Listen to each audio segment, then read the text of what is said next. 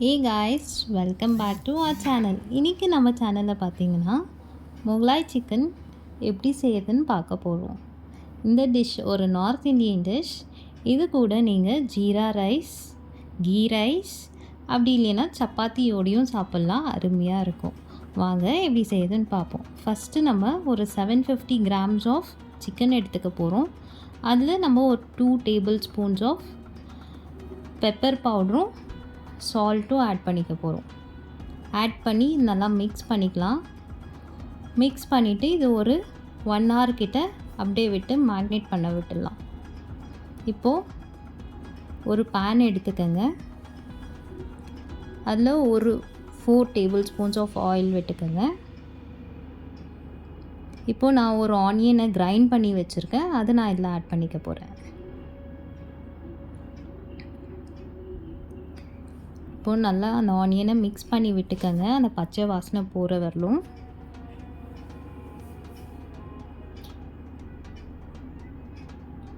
இந்த மாதிரி. அதுக்கப்புறம் நான் இதில் வந்து பார்த்திங்கன்னா ஒரு 2 tablespoons of ginger garlic paste போட்டுக்க போகிறேன்.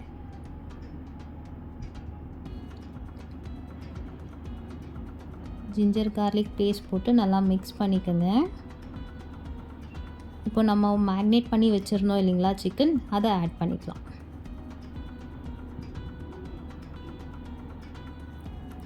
ஆட் பண்ணிவிட்டு நல்லா மிக்ஸ் பண்ணிக்கோங்க.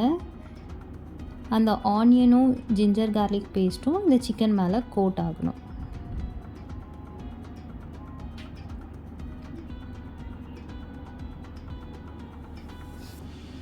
இப்போ நம்ம அதில் ஒரு 1/4 ஸ்பூன் மஞ்சத்தூள் ஆட் பண்ணிக்கலாம். அதுக்கப்புறம் ஒரு 2 ஸ்பூன் வீட்டு மிளகாத்தூள், அப்புறம் ஒரு 1/2 ஸ்பூன் சீரக பவுடர் ஆட் பண்ணிவிட்டு நல்லா மிக்ஸ் பண்ணிக்கோங்க.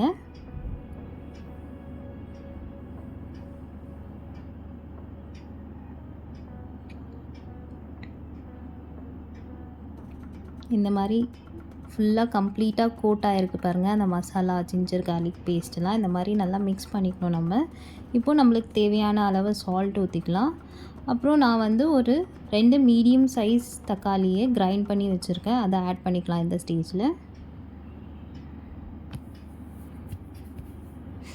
ஆட் பண்ணி நல்லா மிக்ஸ் பண்ணிக்கோங்க. இப்போது நான் ஒரு 10 கேஷ்யூ நட்ஸை வந்து ஊற வச்சு பேஸ்ட் பண்ணி வச்சுருக்கேன், அதை இப்போ ஆட் பண்ணிக்க போகிறோம். அதுக்கப்புறம் ஒரு 3 டேபிள் ஸ்பூன் ஆஃப் கர்டை நல்லா விஸ்க் பண்ணி வச்சுருக்கேன், அதையும் இந்த ஸ்டேஜில் ஆட் பண்ணிக்கலாம்.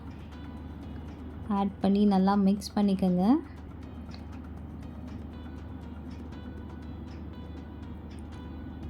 மிக்ஸ் பண்ணிவிட்டு ஒரு லிட் வச்சு இப்போ நம்ம க்ளோஸ் பண்ணிடலாம். இதை நான் இதில் ஒரு 4 to 5 பச்சை மிளகா ஆட் பண்ணிக்கிறேன்.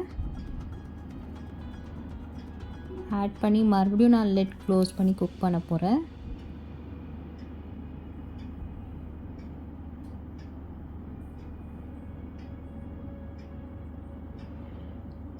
இப்போது இது நல்லா கொதித்து வரும்போது நான் கரம் மசாலா ஆட் பண்ணிக்கிறேன். ஆட் பண்ணிவிட்டு நல்லா மிக்ஸ் பண்ணிக்கோங்க.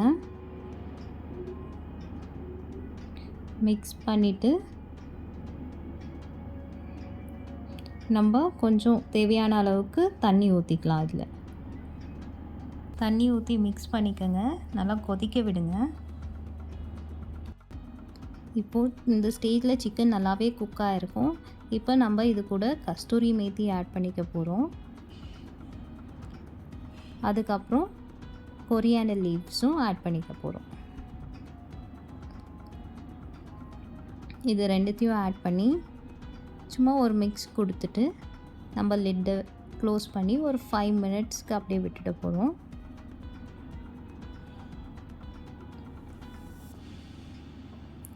ஒரு 5 மினிட்ஸ் கழித்து நீங்கள் ஓப்பன் பண்ணி பார்த்தீங்கன்னா நல்லாவே எண்ணெய் செப்ரேட் ஆகிருக்கிறத பார்ப்பீங்க. இந்த டிஷ் அவ்வளோ அருமையாக இருக்கும் சாப்பிட. இந்த மாதிரி டிஷ்ஷஸ்க்கு மறக்காமல் நம்ம சேனலை சப்ஸ்கிரைப் பண்ணிக்கோங்க, ஷேர் பண்ணுங்கள், லைக் பண்ணுங்கள், கமெண்ட் பண்ணுங்கள். Thank you for watching.